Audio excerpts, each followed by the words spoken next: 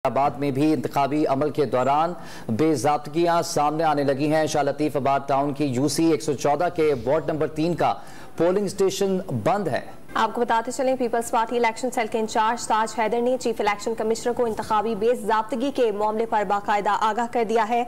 और हैदराबाद से खबर आ रही है जहां शाह लतीफ आबाद टाउन में बेज़ाब्तगियां सामने आई हैं। और आपको बताते चलें कि चीफ इलेक्शन कमिश्नर को इंतखाबी बेज़ाब्तगी के मामले पर आगाह कर दिया गया है और खामियां दूर करने के हवाले से भी कहा गया है। इंतखाबी अमल के दौरान ये बेज़ाब्तगियां हैं जो सामने आई हैं, जिसकी शिकायत भी की गई है। बिल्कुल, हैदराबाद में भी इंतखाबी अमल के दौरान बेज़ाब्तगियां सामने आने लगी हैं। शाह लतीफ आबाद टाउन की यूसी 114 के वार्ड नंबर 3 का पोलिंग स्टेशन ही बंद है, जबकि इंतखाबी अमला भी मौजूद नहीं।